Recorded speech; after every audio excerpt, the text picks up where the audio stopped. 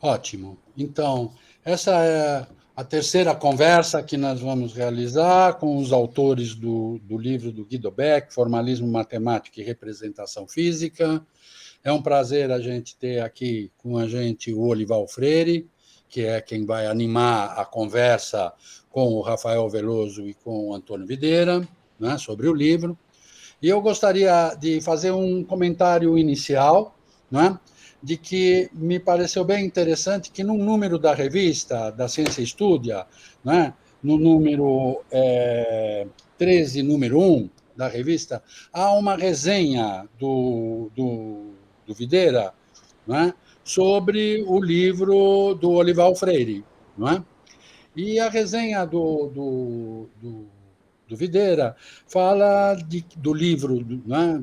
Resenha o livro de Olival Freire e diz, o título já dá uma indicação da discussão que é realizada no livro, né? Quando diz nem heterodoxa, nem ortodoxa, né? A mecânica quântica na segunda metade do século XX, né? É interessante o título, porque, de certa maneira, o que nós temos aqui na discussão com o Guido também é um autor que não é nem heterodoxo, nem ortodoxo na questão da mecânica quântica. Então, eu gostaria de, bom, para iniciar um pouquinho, jogar a bola para cima e para que vocês comecem a conversar. Tá bom? Olival? Bom, boa tarde, Pablo. Boa tarde, Rafael. Boa tarde, Guto. Eu pensei em falar algumas coisas iniciais sobre a minha reação ao livro. Não são propriamente perguntas, isso aqui é um bate-bola. Né? Então, a primeira reação que eu tive, assim, eu fiquei encantado com a publicação do livro. Então, eu queria parabenizar Rafael, Videira e Pablo, tá certo, pela iniciativa da publicação desse livro. Né? E fiquei encantado porque o livro, tá certo, que todo mundo já viu aí a capa, tá certo? Veja, ele é um livro que o artigo do Beck deve ter umas 20 páginas, mas ele é publicado com uma alentada introdução e com um alentado pós-fácil do Videira e do Rafael.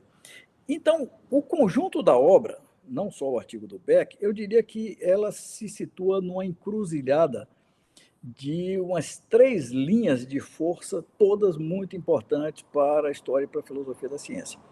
A primeira, o Pablo já chamou a atenção, fundamentos de interpretação da mecânica quântica. Mas há uma segunda linha. A vida do Beck é um testemunho, digamos assim, do que foi a física no século XX.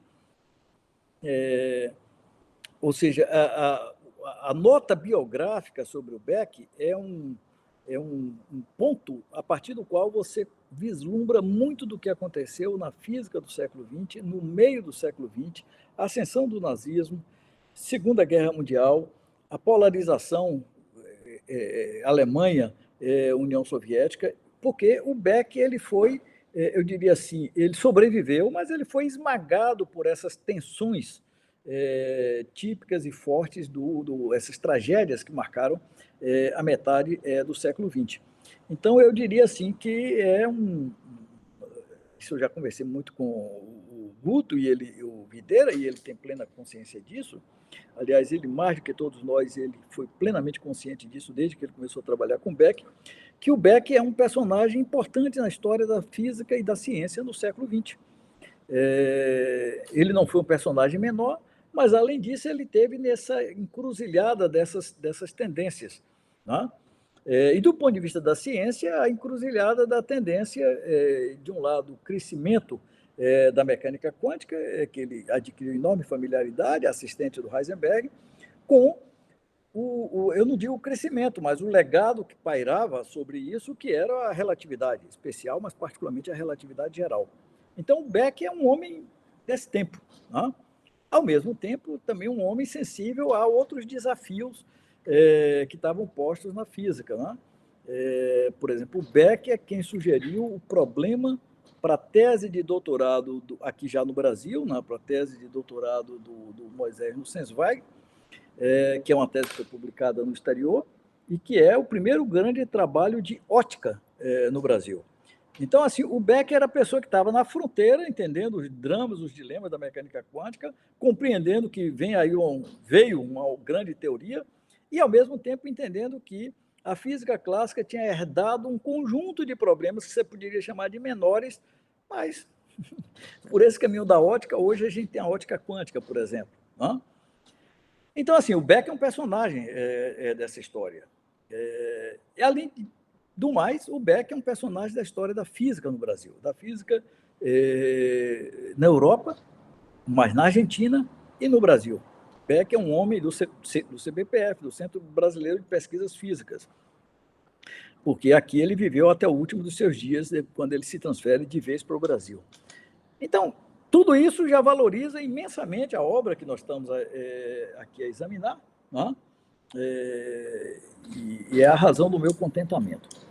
Mas há uma segunda razão que vocês podem compreender do meu contentamento, que eu diria assim, Videira, Pablo e Rafael, se você olha um panorama da história dos debates sobre a interpretação da mecânica quântica, Beck não é considerado um personagem de primeira linha. Tá? Por exemplo, eu escrevi um livro, Dissidentes Quânticos, que é esse livro que o Videira resenhou, e eu estava com a lente procurando dissidentes em qualquer lugar. O Beck aparece, mas aparece porque o Beck dialoga e apoia o David Bohm, que estava no Brasil, contra os ataques que o Rosenfeld estava fazendo. Tá? Eu não conhecia esse trabalho do Beck. Desconhecimento meu, ignorância da minha parte. Eu conheço um trabalho em que o Beck expressa ideias um pouco semelhantes, mas lá para 79 e 80, eu acho, que são comemorações que tem, é um marco que eu não me lembro exatamente, acho que foram 75 anos do trabalho do Einstein sobre a luz, eu acho que é isso. Né? Então, por exemplo, a revista Ciência e Cultura publicou vários números, tem um artigo do Beck, e depois ele também, início dos anos 80, ele bateu nessa tecla. Né?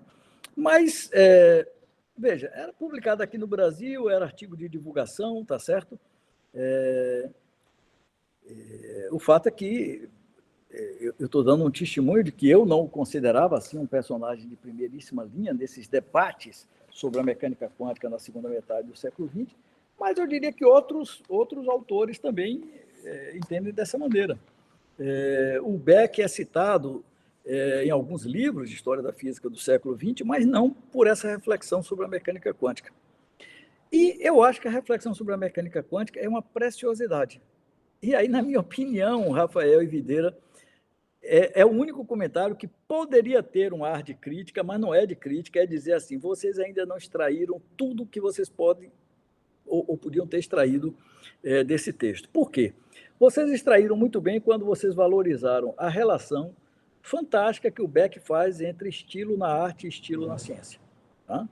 Aliás, se o Michel estivesse aqui, ele ficaria profundamente sensibilizado, porque o Michel é extremamente sensível a essa dimensão de que a ciência tem um estilo. Tá? Ou seja, que o conceito de estilo traz inteligibilidade para a ciência. Então, vocês exploraram isso bem. Vocês exploraram o papel da análise dimensional na identificação de problemas fundamentais na física, isso está bem posto. Mas eu diria, pode ser que eu esteja vendo em demasia, e vocês me critiquem se eu estiver vendo em demasia. Eu diria que só depois de ter lido esse trabalho é que eu compreendi inteiramente por que o Beck não foi um entusiasta da interpretação de Copenhague. Ou seja, só assim é que eu compreendi inteiramente algumas frases soltas que eu conhecia do Beck. Tá? Por exemplo, a referência a Niels Bohr no texto é o que a gente chama em inglês de lip service. Aquele negócio assim, botou lá de que o Bohr teve... Porque quando ele vai para as ideias que ele está defendendo, não tem nada de Niels Bohr ali, tá certo? Tem outra frase solta também do Beck, que já o Beck bem velho, 79, 80, 81, tá certo? O Beck diz alguma coisa assim, a última palavra ainda não foi dada sobre o dilema dos quanta, porque o Einstein tinha lá suas reservas. Eu conhecia essa frase, mas eu achava que era também uma coisa de uma deferência ao Einstein, entendeu? Esse texto que vocês, eu não vou dizer que desenterraram, porque vocês até me esclareceram, ele está publicado numa revista, Philosophy of Science, uma grande revista, mas não é o lugar onde se normalmente procura onde é que ocorreu o debate sobre fundamentos da mecânica quântica. Normalmente esse debate ocorreu nas revistas de física, ou depois nos volumes sobre fundamentos da física, e aí você não encontra essas ideias. Então, eu hoje, é com isso que eu queria encerrar aqui o que eu tinha para falar, e queria perguntar o que é que vocês acham disso. Não é? Eu acho que quando o Beck, ao fazer análise dimensional, ele joga com as ideias das constantes, e essas constantes nos ligam, de um lado, à mecânica newtoniana e à gravitação, do outro lado, ao eletromagnetismo, e no tal do trio, ele puxa também a mecânica quântica, mas quando chega no final, quando ele se aproxima do que seria uma teoria mais próxima, digamos, do que ele chamou de uma visão pura, né? Eu estou aqui na página 140. Ele diz essa joia: podemos finalmente eliminar o uso da constante H. Igualar S1 a E, carga elétrica, S2 a C, velocidade da luz, e ele chega à expressão, então, F é função de massa, eletricidade, carga elétrica, e C, velocidade da luz.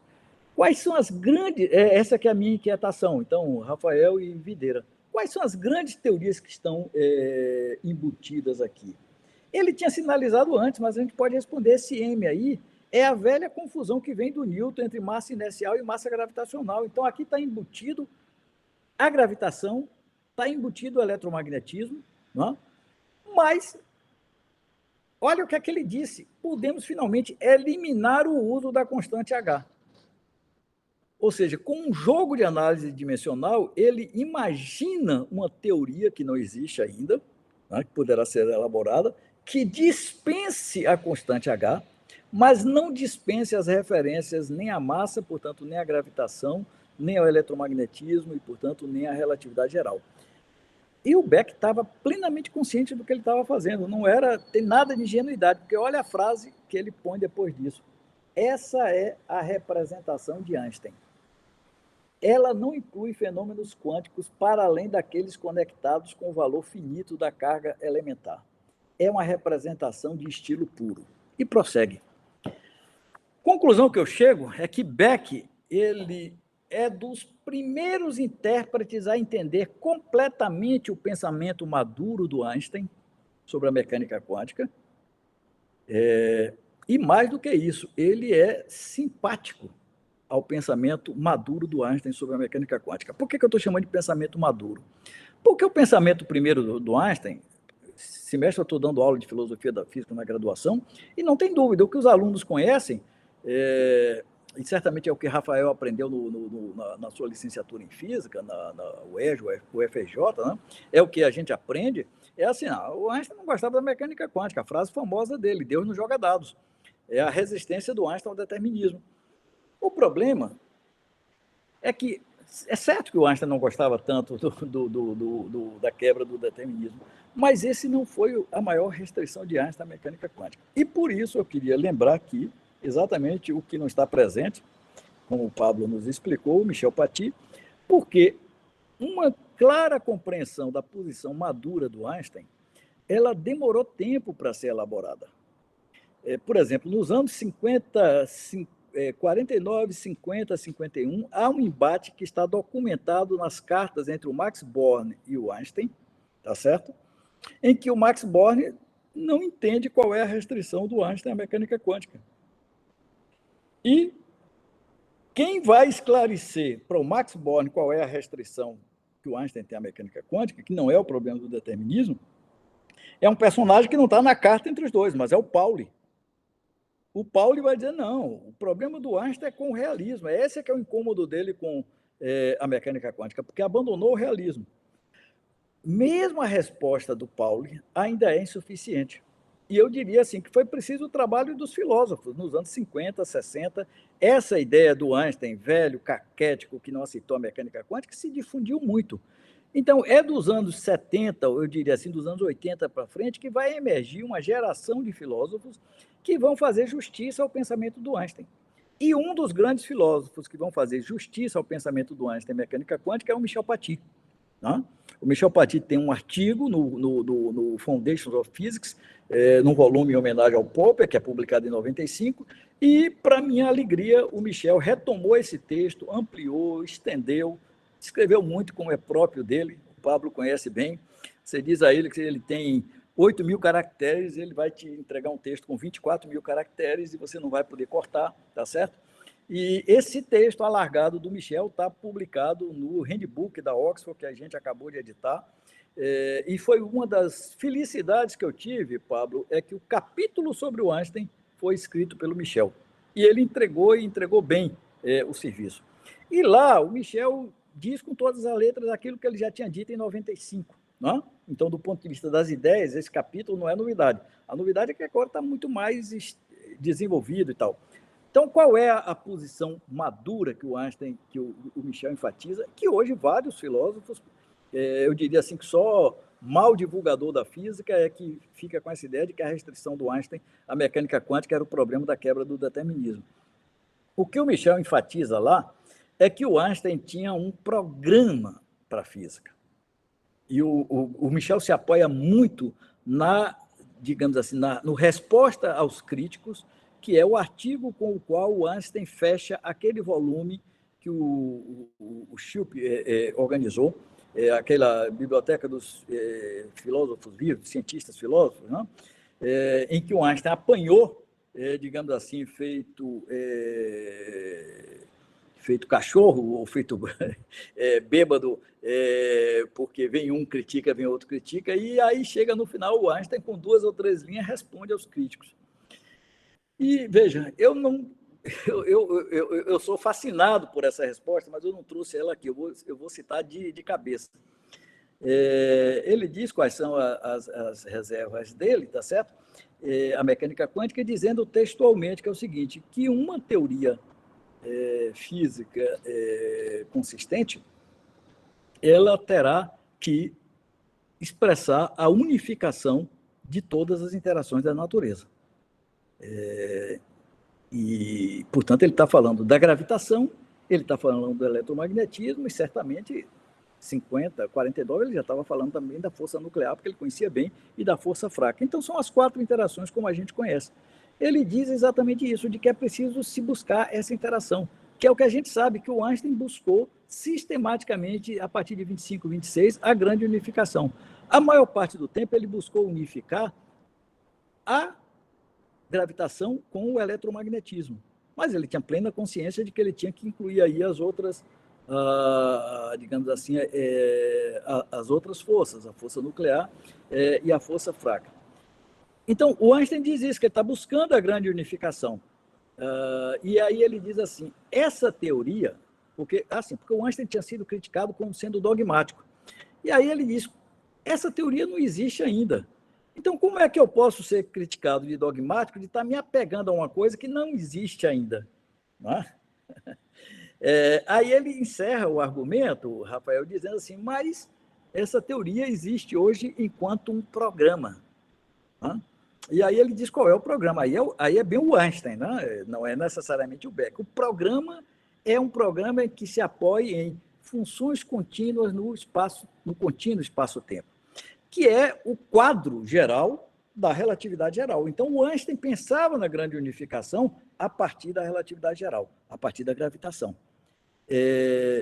E esta teoria de grande unificação, ela traria como resultados, ela teria como um caso particular a teoria quântica.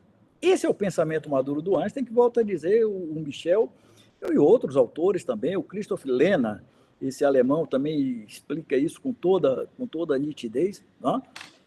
Bom, se esse é o pensamento maduro do Einstein, O que o Beck está dizendo aqui, rapaz, é de maneira absolutamente condensada, exatamente isso. Olha, eliminar o uso da constante H. Essa é a teoria do futuro, é a teoria, como é que ele disse? É uma representação de estilo puro. E ele diz, essa é a representação de Einstein. Tá? Então, assim, eu fico com a sensação, eu não tenho resposta, eu queria ouvir a opinião de vocês, queria particularmente ouvir a opinião do Videira, que conhece talvez a biografia do Beck melhor. Quer dizer, de onde vem essa enorme familiaridade do Beck tanto com os debates sobre os fundamentos da mecânica quântica, isso eu sei um pouco, você vai me dizer, ele foi aluno do Heisenberg, ele era sensível a isso, mas com o pensamento do Einstein. Com o pensamento do Einstein. Quer dizer, de onde vem essa enorme familiaridade com o pensamento que, à época, mesmo um Max Born, que era amigo pessoal, se eles trocavam tantas cartas e as cartas lidam com tantos problemas pessoais, mesmo o Max Born, amigo do peito do Einstein, não compreendia na altura de 49,50 inteiramente. Mesmo o Pauli não compreendeu inteiramente, embora tenha compreendido melhor do que o Max Born. Então, assim, considerem esses comentários, aceitem eles na integralidade ou não, mas considerem como um enorme elogio, e eu diria, Pablo, um enorme elogio à editora, o Fundamenta Ciência, tá certo? Porque aí me permita dizer, dar um pouco ao toque, né? Pablo, para a gente, é Galileu. E a escola de galileanos e galileicos que ele formou no Brasil. Né? Eu lembro quando o Júlio Vasconcelos chegou aqui na Bahia, e a coisa que eu dizia assim para ele, Júlio, o maior título que você tem é que você foi aluno do Pablo. E aí eu provocava, né? Eu digo assim, e foi o único aluno do Pablo que enfrentou ao fundo a obra do Galileu, porque os outros driblavam, iam estudar um outro personagem e tal, não? E o Pablo sabe disso, não? Mas eu sei que Pablo é também sensível aos dilemas filosóficos da ciência mais contemporânea. Mas eu diria que a Fundamenta Ciência vinha bicando esse tema, publicava um artigo, publicava uma resenha. Agora, Pablo, eu acho que você publicou, em tempos de risco de uma terceira guerra mundial, me permita a metáfora, você publicou uma bomba atômica digamos assim, eu acho que esse livro, por exemplo, precisa de uma resenha em inglês, em alguma revista. Ou seja, é preciso dizer o valor, até porque os leitores, se duvidarem, pegam o artigo original, que está lá no Philosophy of Science, e vão ver. Então é isso. Parabéns, Rafael, parabéns, Videira, parabéns, Pablo. Uma belíssima contribuição para a cultura científica do nosso país, o livro que vocês publicaram. Olival, muito obrigado pelas suas palavras. Bom, desde o início vamos dizer assim, aquela coisa do editor, né? Cheirei que tinha alguma coisa de muito interessante aqui, né? E fico muito feliz com a publicação do livro, porque ele, inclusive, inicia uma nova série de publicações, que é essa, de resgatar textos esquecidos, que têm a sua importância, e trazer esses textos para a discussão, né? Mas com a ambientação, como o Videira e Rafael fizeram aqui, né? Então, bom, mas eu não vou tomar o tempo, que é o tempo dos autores, né? Então, eu passo a palavra ao Videira e ao Rafael para comentarem né, a fala do Olival. Obrigado, Pablo. Se o Rafael me permite, eu queria fazer algumas considerações antes dele. Bom, em primeiro lugar, assim, agradecer não apenas as palavras generosas e amigas do Olival, né, uma pessoa que eu já conheço há algumas décadas e que somos não apenas parceiros, colaboradores, mas amigos, que sempre me dá muita alegria, né? E também acho que, vindo do Olival os comentários, a gente se sente bastante, não apenas reconfortado, mas alegre, né? O Olival, como ele mencionou rapidamente, eu não tive condições de ver ainda o resultado final, mas eu já sabia que ele estava organizando, em colaboração com outras pessoas, um handbook sobre interpretações, digamos assim, da mecânica quântica, que acabou de sair. Era para ter saído um pouco antes, mas que devido à pandemia tudo ficou meio no ar e agora finalmente foi publicado uma notícia que ele nos dá e que merece ser disseminada. Então, quer dizer, o Olival é um reconhecido e aclamado especialista, digamos assim, naquilo que é o ponto central do Beck nesse artigo publicado em 45 na Flood of Science. Então, vindo dele, os comentários são extremamente importantes e eu me sinto muito contente em ouvir o que o Olival falou. Com relação, assim, eu acho que tem o Olival fez um comentário que pode ser, assim, que tem não pode ser tomado como uma crítica, não necessariamente, não acho que tenha sido, mas eu acho que é bom pensar um pouco assim, não é um comentário qualquer, né? Acho que é um comentário importante, que é um comentário que diz assim, vocês não extraíram tudo aquilo que o artigo poderia dar, digamos assim. 1000% de razão para o Olival. Concordo completamente com ele. É claro que, assim, tal como nós em outras conversas, eu e o Rafael já tínhamos a ocasião de dizer, a bem da verdade não era o nosso objetivo. Né? Primeiro de tudo, não era o nosso objetivo. Acho que é uma coleção... Quer dizer, ela se chama domínio público, porque, em princípio, ela vai publicar textos traduzidos que pertencem ao domínio público. Mas eu levei essa expressão domínio público um pouco mais adiante. Eu quis escrever não para o público em geral, não é a nossa pretensão, mas para um público, digamos assim, com alguma formação universitária, com algum interesse em história e filosofia da ciência. Então, assim, é um texto que a gente tentou dosar o mais possível discussões técnicas, seja de física, seja de filosofia. Né? Então, acho que esse é o comentário que o Olival fez. Eu acho que ele, de certa maneira, ele é, digamos, esclarecido com essa minha observação, mas eu acho que fica uma tarefa a ser realizada no futuro, né? E que eu e Rafael pretendemos realizar, mas aí lançando mão de um outro texto do Beck, que nós mencionamos e até condensamos muito brevemente na introdução que escrevemos, que é o curso que Beck deu de introdução à teoria quântica, né, como ele chama, em Portugal, em 1942, que foi publicado em Portugal, na revista da Faculdade de Filosofia, na revista da Faculdade de Ciências da Universidade de Coimbra, local onde ele proferiu essas preleções introdutórias à mecânica quântica. É um texto de umas 90 páginas, aproximadamente, escrito em francês, e que merece também uma análise. Aí é o problema nosso, quer dizer, dosar o que a gente vai colocar. Tem um problema do público, para o qual a gente queria se dirigir. A gente não, desde o início, a gente resolveu ter um público, não seria um público reduzido, se a gente quer que seja essa coleção, de fato, ela seja uma coleção que possa alcançar muitas pessoas.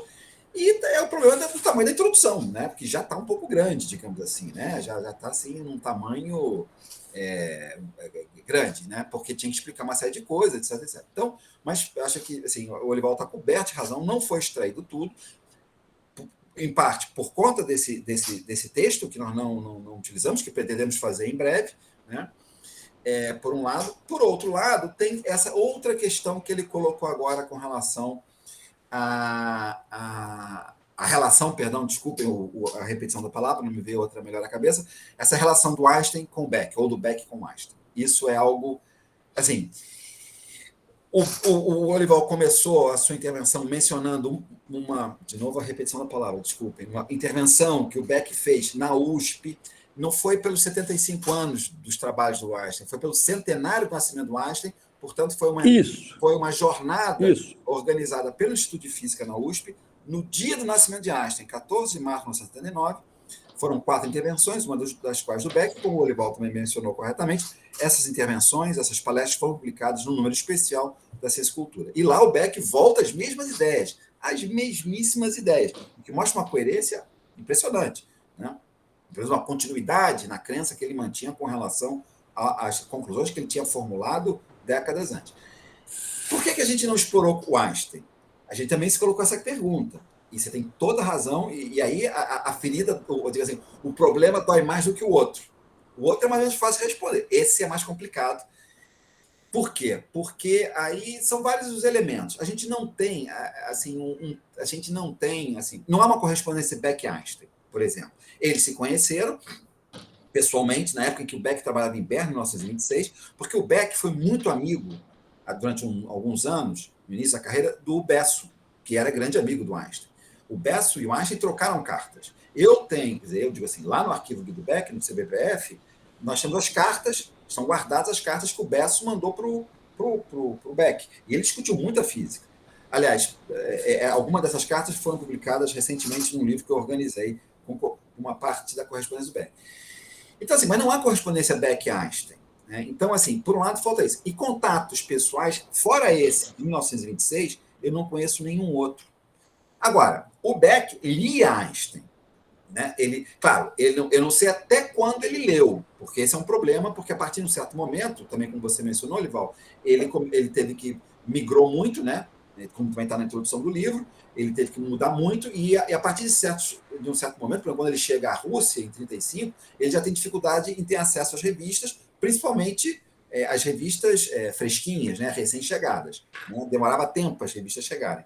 Lá, quando chegavam, se chegavam. Então agora, ele leu muito Einstein, principalmente enquanto esteve em Viena e depois, no início da sua carreira, e depois em Leipzig, a ponto que ele, em 29, ele é o autor de um capítulo sobre relatividade geral publicado no 4º volume do Handbuch der Physik.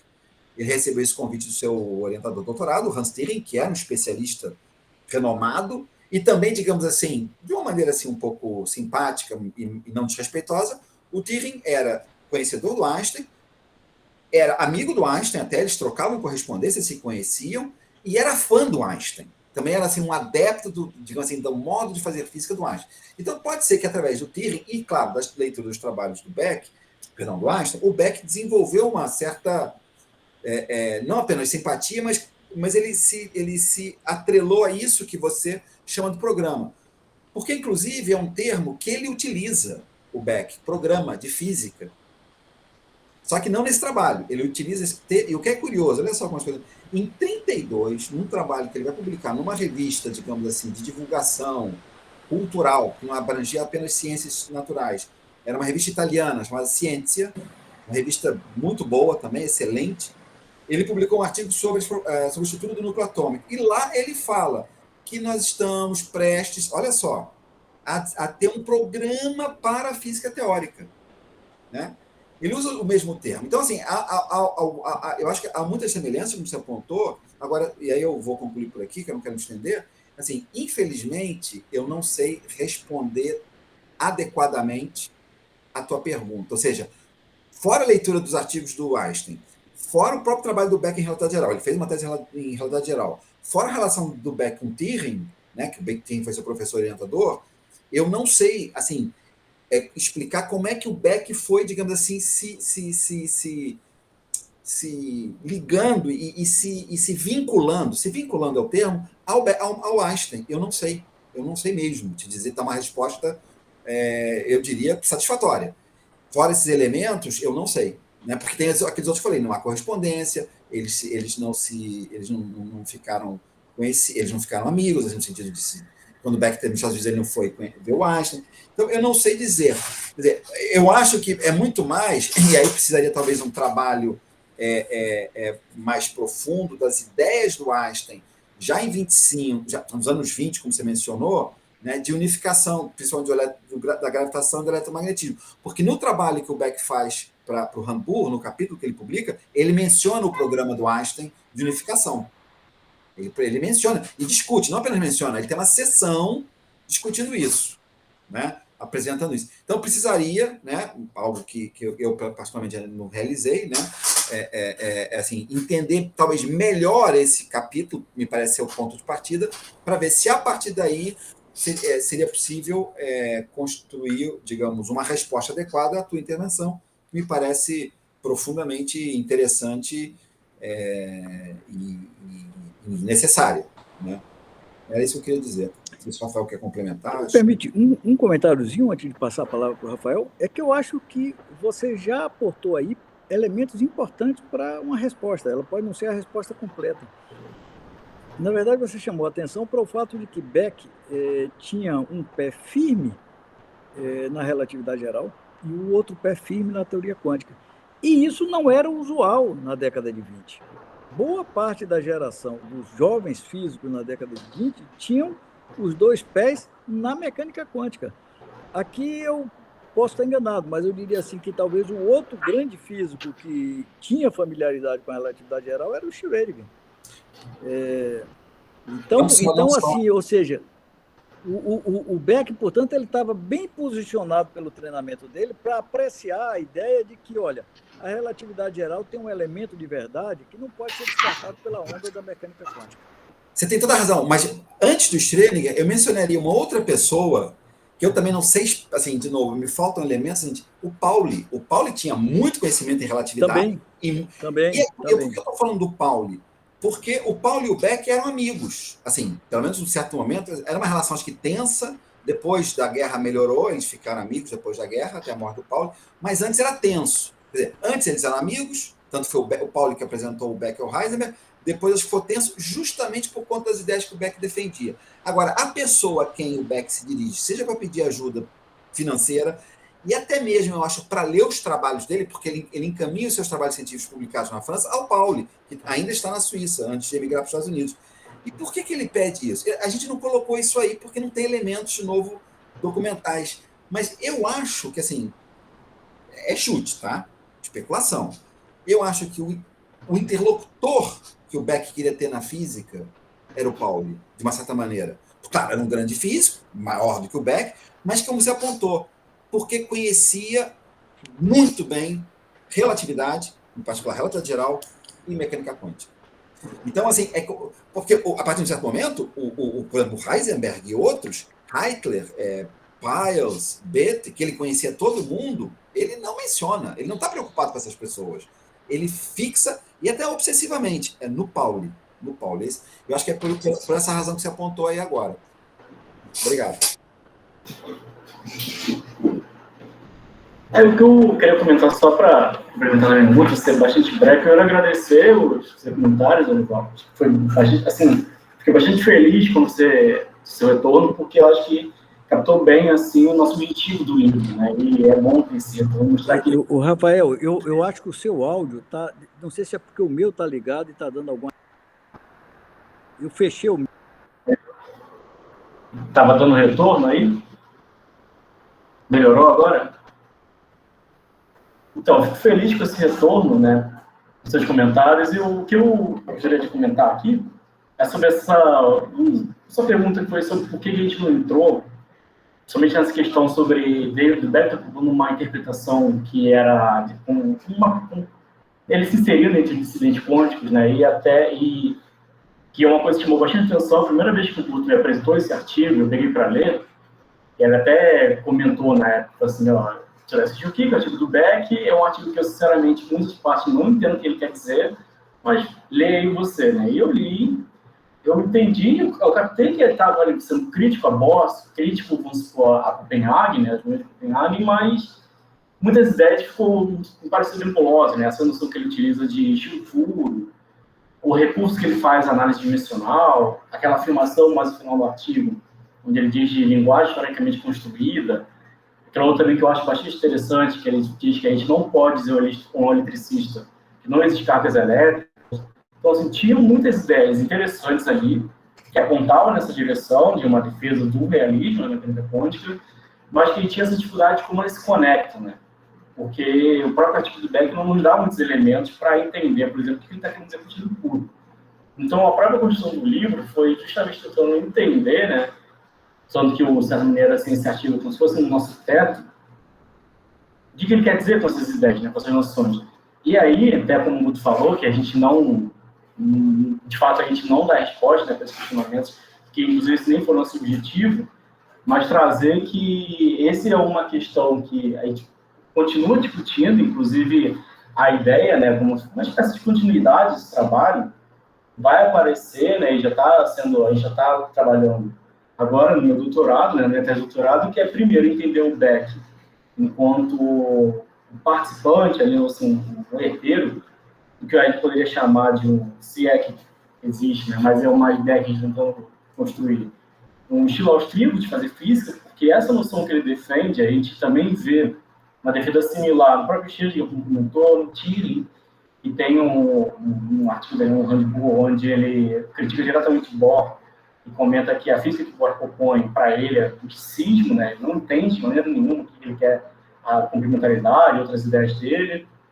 O Heisenberg e mais anteriormente Boltzmann, né? Mas assim, ali, por exemplo, Schrödinger, Tilly e Heisenberg, que são geração um pouco anterior a Beck, que partilham ideias semelhantes, também críticas à explicação quântica conhecida por Bohr, por Heisenberg, e que Beck carrega. Então, primeiro, a gente está com esse objetivo, né, de tentar entender se pode dizer que havia uma maneira austríaca de fazer física, e que Beck é fruto dessa geração, né, principalmente Tilly, que foi professor dele. E o segundo ponto também, que a gente está agora trabalhando bastante, é que se a gente for ver os artigos, por exemplo, eu e o Guto, a gente estava junto agora, segunda-feira, no CBPF, o Guto está aí mostrando um handbook que ele publica aqui, depois se puder, não lembro o ano, vou te falar, mas se puder trazer, onde ele inicia com uma maneira assim, bastante crítica a Copenhague, depois ele entra na parte da matemática, nas suas conclusões também ele traz uma síntese também, falando essa questão da unificação, e ele traz duas diferenças. Uma das diferenças é aquele livro de Bohr, né, que é aquele descrição, estrutura atômica e descrição da natureza, de 32, e um outro artigo do Heisenberg, que eu não lembro agora o nome de cabeça, mas que também foi publicado ali próximo de 32, né? Próximo o livro A Introdução à Mecânica Quântica, escrito pelo Heisenberg, de 30. Isso. E ele mostra duas diferenças. E o que o Guto sempre questiona, que aí, né, acho que se insere também nisso que ele comentou sobre as referências, né, as inspirações dele, o que ele leu de Einstein, que muitas das vezes Beck, ele não bota as referências, né, com quem está dialogando. Então, é uma coisa também que o Guto está tentando entender, como, assim, tentar entender isso, como se encaixa, porque, por exemplo, nesse handbook, ele tem, um texto relativamente longo, onde ele suscita essas duas diferenças, do Bohr e do Heisenberg.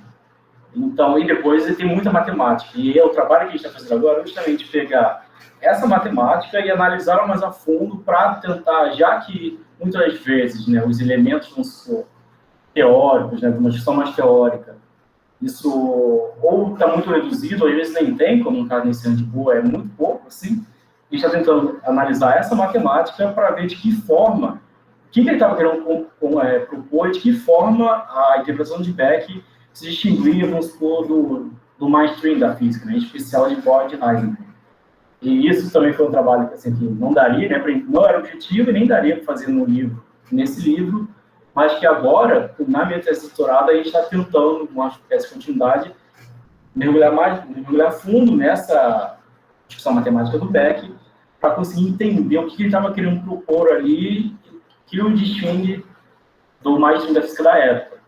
Então, é um trabalho que a gente está desenvolvendo agora e que, assim, que a gente está com bastante expectativa, né, que possa sair bons resultados, porque do que a gente já olhou, assim, de maneira muito por alto, até uma vez comentei com o Guto, que um artigo que ele passou, pediu para dar uma olhada, assim, para a matemática, que boa parte da matemática, já estou bastante enferrujado, né, já sai da graduação em física, já tem uns quase 4 anos, e nunca mais, assim, abri muito vagamente o livro de cálculo, né, então, extremamente enferrujado, não teria nem condição de analisar aquela matemática a fundo. Mas eu até falei assim, isso aqui me parece um curso, assim, bastante clássico, né, clássico no sentido bastante canônico de mecânica quântica. Isso aí, equações que estamos estudando aqui, é o que eu vi nas minhas aulas de quântica.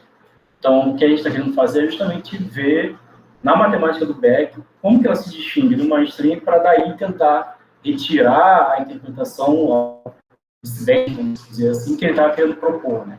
E de como se aproxima de Einstein, de como se aproxima de alguém que ele corre bastante também, de como se insere no contexto austríaco. Então, acho que é isso que eu queria acrescentar. E, né, para o seu questionamento sobre que ele se aprofundou tanto nessas ideias que o Beck estava querendo propor enquanto interpretação para a mecânica quântica. Muito bem, obrigado, Rafael. Olival, o que você tem alguma outra comentário a fazer diante das respostas dadas? Não, eu antecipei um pouco o meu comentário, a partir da resposta do Videira, e do que o Rafael me diz, o que eu fico mais contente é ver que ele também está com um programa de pesquisa diante dele, que é compreender mais aprofundadamente o Beck, o seu tempo, a ciência do seu tempo, e o Beck, a mecânica quântica. Eu lhe desejo sucesso, porque é um programa muito importante. Tá ótimo. Então, vocês acham que nós podemos concluir? Tem mais algum comentário adicional a fazer? Nesta conversa, nós centramos mesmo mais, né, vamos dizer, mais pusemos o foco na física mesmo, né, nas ideias, na relação com Einstein, com a mecânica quântica, o problema da interpretação da mecânica quântica, né, que é vamos dizer, era o assunto que estava lá no texto, né, do Guido Beck, desse texto traduzido, etc. Né? Eu tenho tido assim ressonâncias sobre o livro, né? As ressonâncias são sempre de pessoas que não são físicos, de gente vamos dizer, de história, de filosofia, que não tem necessariamente uma vinculação a um trabalho em filosofia da ciência ou história da ciência, e todo mundo tem gostado muito do livro. Tem dito que passou a entender algumas coisas. Tem essa coisa eu acho que no livro, que é muito feliz, o livro, nessa coisa de, vamos dizer, transformar o físico num personagem humano, né? Quer dizer, aqui a gente, né, numa trajetória, numa situação de guerra, de alguém que vai sendo empurrado para fora, né? Vamos dizer, do centro da ciência, vai sendo, né, expulso, vamos dizer, né, dos meios acadêmicos, né, e universitários, de onde podia, né, vamos dizer, onde ele poderia ter desenvolvido um trabalho de tipo diferente, etc. Né? Mas o importante é, na introdução, essa coisa de dar um perfil, né, humano. Né? Quer dizer, nós temos um personagem que não é só um físico, não foi tratado só como físico, as suas ideias, etc., mas, não é, a sua perspectiva, vamos dizer assim, política, no sentido de enfrentar com coragem, não é, as adversidades que tinha. Não é? E aí eu citaria o finalzinho mesmo, né? Quando você diz Guido Beck, uma vez mais, procurou mostrar-se coerente, e nem poderia ser diferente. Afinal, física é, antes de tudo, atitude. Né? E essa questão da atitude do Guido Beck, ela está presente, né, nessa introdução que faz, essa trajetória intelectual dele até 1945, até a publicação do texto que está publicado aqui no livro. Né? Então, esse seria também o meu comentário, né, a partir do que o Olival, né, pôs. Excelente, Pablo. Tudo bem? Tudo bem, obrigado, Pablo, pelas palavras também, agradeço bastante. Ótimo. Obrigado. Então, a gente, mais um pouco, eu acho que nós encerramos aqui nessa nossa conversa. Agradeço a presença do Olival, dos dois autores, né? E é uma nova modalidade que nós estamos fazendo. Para cada livro, vamos propor essas conversas, né, tal, que eu acho que é bom para divulgar e tal, né? Porque, em geral, a gente lança um livro e ele fica lá parado, né? Então, agitar um pouco as ideias, mostrar como é que, a partir do livro, se podem pensar uma série de questões, não é? Relevantes e bastante atuais, né? Porque, afinal, né, quer dizer, essas questões continuam sendo as questões na física atualmente. Né? Então, até a próxima. Até a próxima. Até a próxima, obrigado. Boa tarde.